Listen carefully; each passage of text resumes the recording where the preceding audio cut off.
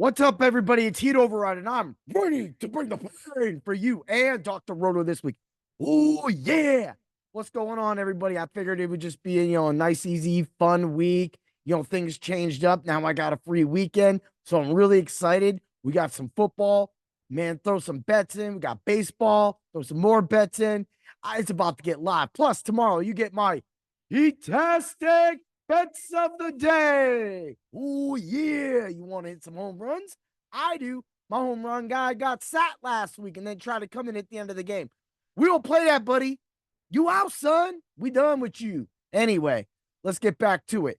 If you didn't look at the name of the podcast today is going to be wide receiver versus running back. Now, I'm not going to keep your time because I know that every other host has went over this. Here's my problem with every other host. They literally, I'm not going to be like host, expert, everything. They literally all say wide receivers what you need. Like, I get it. Like, I can't see what they see sometimes, right? Oh, what I can see what they see. So let's get to it. I grabbed three players, good players, and I went around the same kind of a game atmosphere to kind of show you one, you always have to make sure you pay attention to your league settings. And two, that sometimes things are a little more valuable than other things.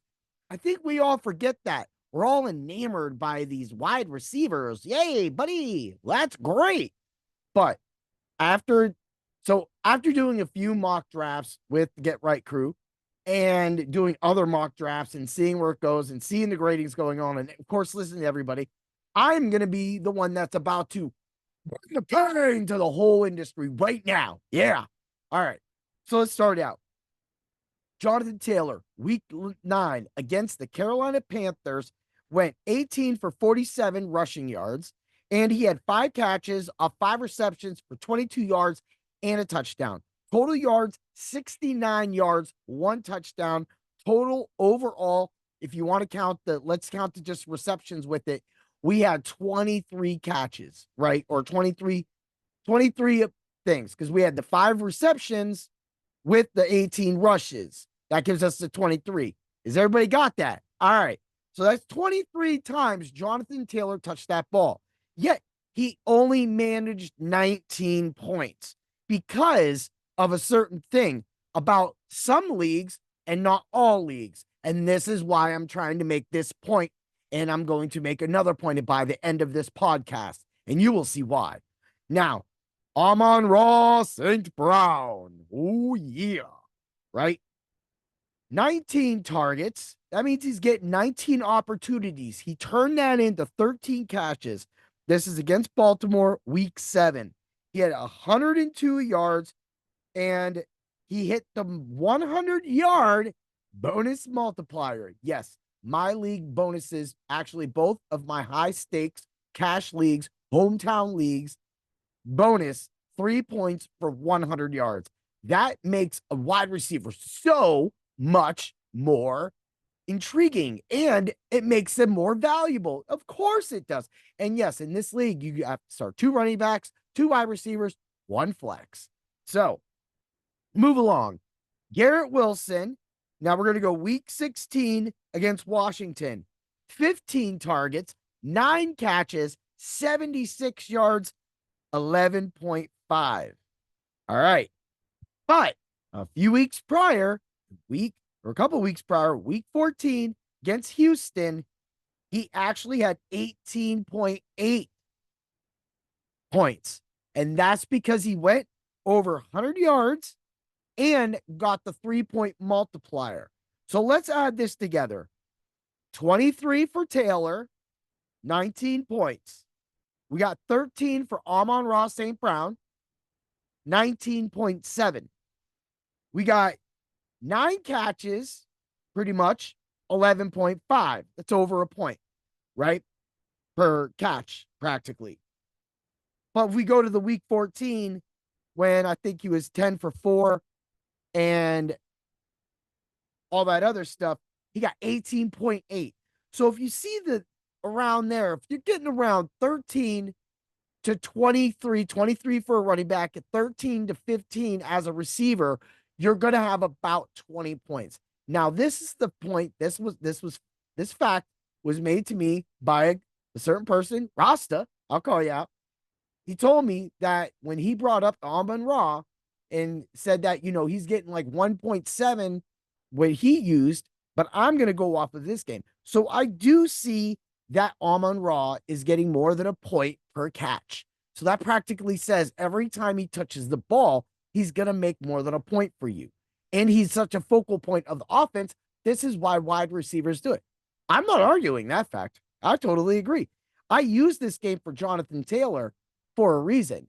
Also, Jonathan Taylor had over 30 points in one game and didn't play really. He was slow when he came back. And then by the time he hit his stride, he still produced for you. But at the same time, Amon-Ra was practically there the entire year, putting up points for you. So he was consistent. He wasn't gone, coming back, and doing all this stuff. So that being said, Garrett Wilson was also there too. But at the same time, Garrett's over a point. They're over a point. But unfortunately, Jonathan Taylor, and this was Rosta's point, was, under a point because he didn't get that. He got more touches. But here's the thing. And Rosta makes a great point, and I totally respect everything. And I was like, man, I love receivers, but that's the way the whole industry goes.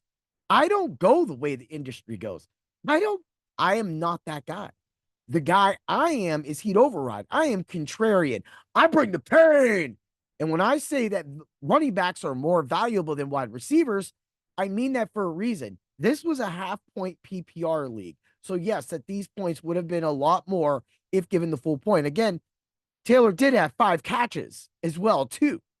The problem is that he just didn't get over that 100 yards, even though he had that touchdown. It really didn't equate to anything, but he still scored some points. The point I'm trying to make is that you have to go running back early. And the reason why, and I'm not saying first overall pick, but maybe you do, because you are more likely to be able to pair Bijan Robinson with Jonathan Taylor or Bijan Robinson with a Garrett Wilson, or more likely Jonathan Taylor with a Garrett Wilson, which then you have 2 very solid wide receivers. But at that point of the draft, you would be looking at Amon-Ra St. Brown. And when I talk about destroying and taking over leagues and their drafts and just totally blowing the whole draft up, you take Amon-Ra St. Brown there. Now Taylor goes later. Now Wilson goes sooner. So most likely Taylor and Wilson will end up on the same team when you had a chance to make something go, right? But you're not going to get Bijan Robinson and Garrett Wilson unless you're playing a linear league and maybe a 10-team league or a 12-team league. Then you might have a chance to do that. However, the point I'm making right now is wide receiver is valuable, and it is the new running back.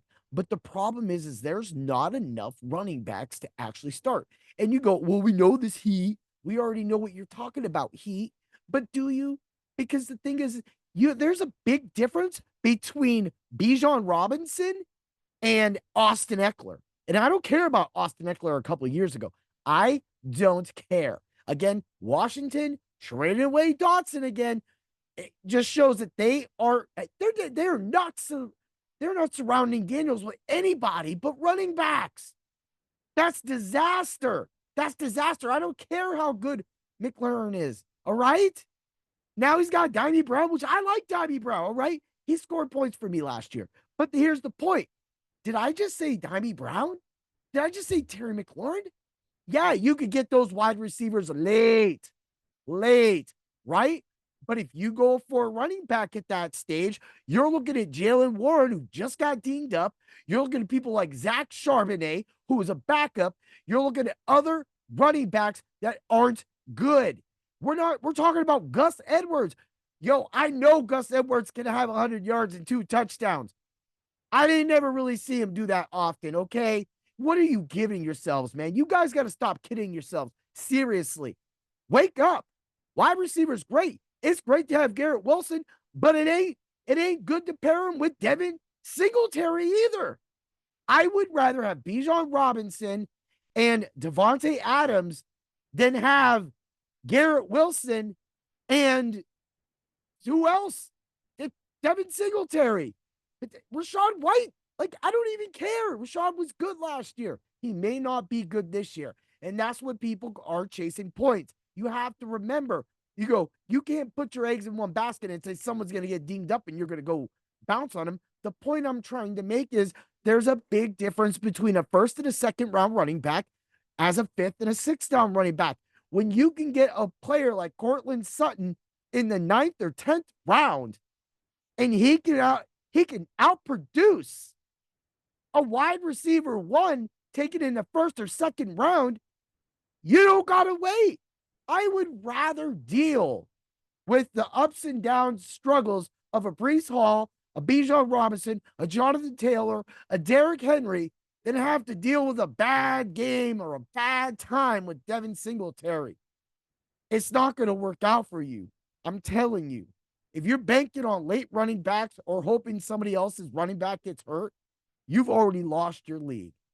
The point remains, and I don't want to say best player available, but when you pass up the best player available for somebody that's nice and shiny, sometimes you lose the race.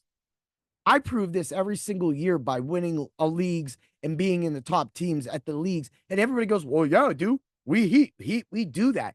We do that. And how do you repeat as a champion? How do you stay competitive when you're picking 14, 13, 14, 12, 4 years in a row? By the time it gets to you, there's nobody left.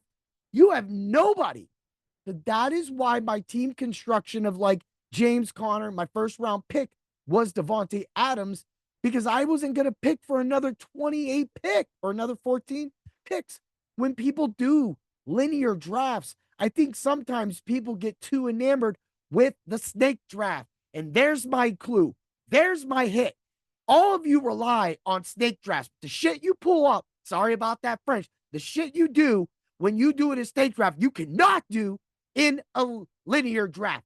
I don't care who you are. You got to be like me. You got to pull a Rashid Rice and a Zay Flowers out late. You have to be able to pull and wait for a Sam Laporta out late. You have to be willing to take and throw it and say with your chest, you're going to draft rookies and you're not going to miss, because you can't miss, because you pick too late. And when you pick at the end of the drafts, you could do every draft in the entire world. You will never, and especially in a redraft keeper league, you will never sniff a top receiver at the end of any 14 or 16 man drafts. That's my point. You don't need it. You're going to have to go running back. So don't train your mind to go a weak ass second wide receiver. You need to put your money where your mouth is, bring the pain, and pick that running back. Yeah. Have a great day, everybody. And always remember, the running backs are with you. Trust me? Don't trust me. But I'm going to guarantee this. Watch my leagues. I will show you how many running backs I pick, and I'll show you every year how I pass and how I place, and it will show you don't need a wide receiver. You could just pick up a fifth or a sixth, and they'll produce like a first and a second. It's simple sauce, but I put up with that headache before the other headache. Yeah, have a great one, y'all. Do it again.